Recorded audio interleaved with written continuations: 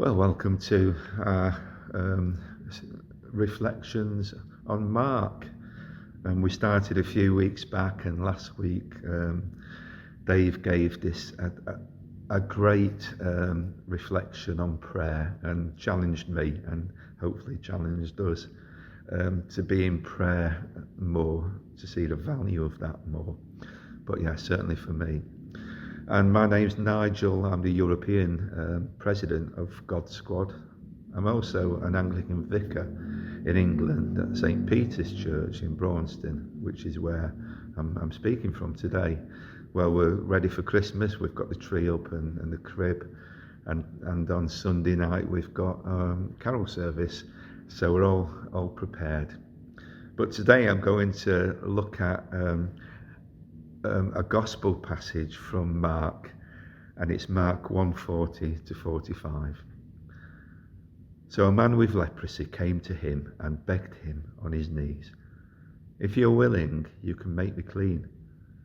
Jesus was indignant. He reached out his hand and touched the man. "I am willing," he said. "Be clean." Immediately the leprosy left him, and he was cleansed. Jesus sent him away at once with a strong warning. "See that you don't tell anyone about this, but go to show yourselves to the priests to offer the sacrifice that Moses commanded for your cleansing, as a testimony to them." Instead, he went out, he began to talk freely, spreading the news, and as a result, Jesus could no longer enter a town openly, but stayed outside in lonely places. Yet the people still came to him from everywhere. Well, this is an account which is in 3 Gospels. It's in Matthew, Mark and Luke.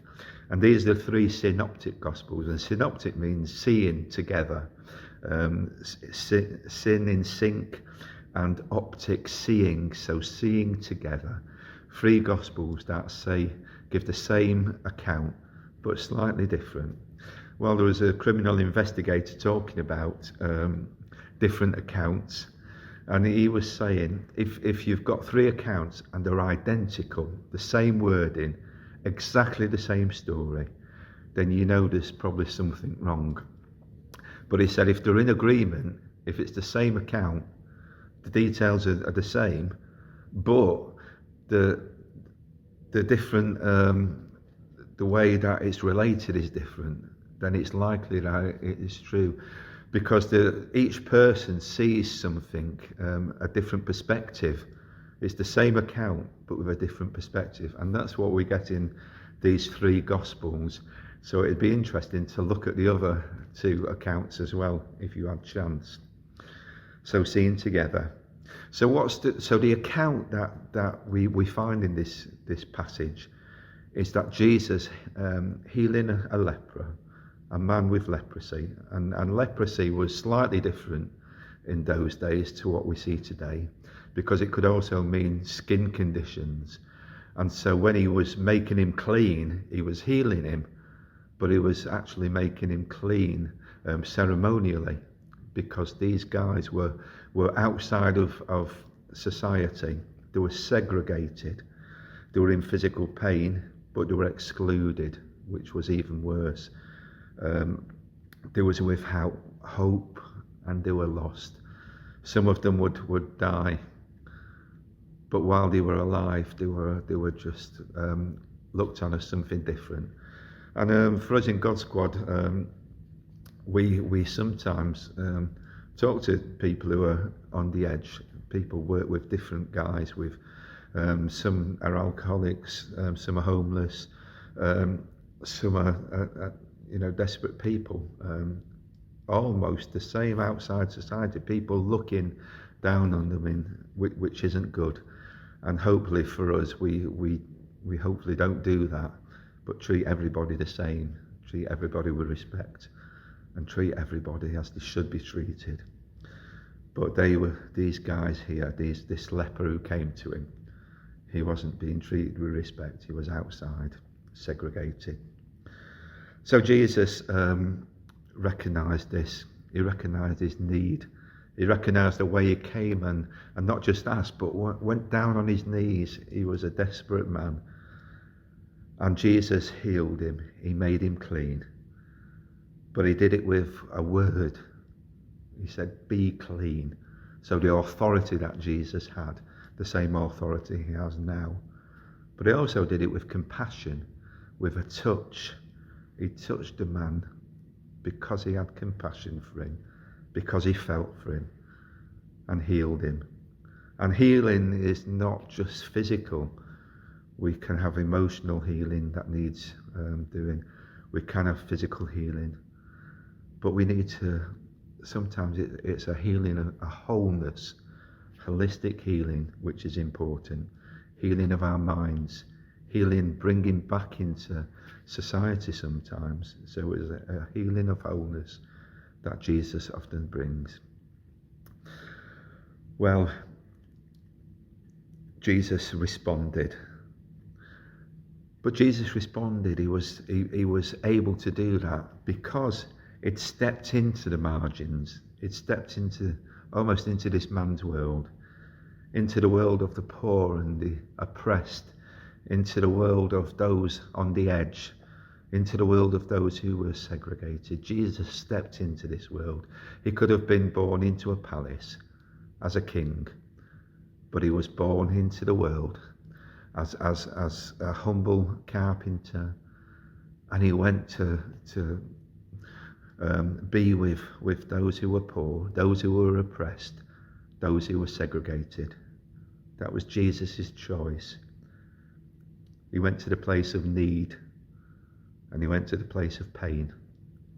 This was Jesus' life. This is where he had compassion. And so he had compassion on this man. And for us in God's squad, we need to remember that we need to be in the place of need. Not with the rich and powerful, but standing with those who are oppressed, those who are hurting, those who feel segregated. That's where we should be, with those on the edge. And with bikers, in some respects, they're on the fringe of society in some ways.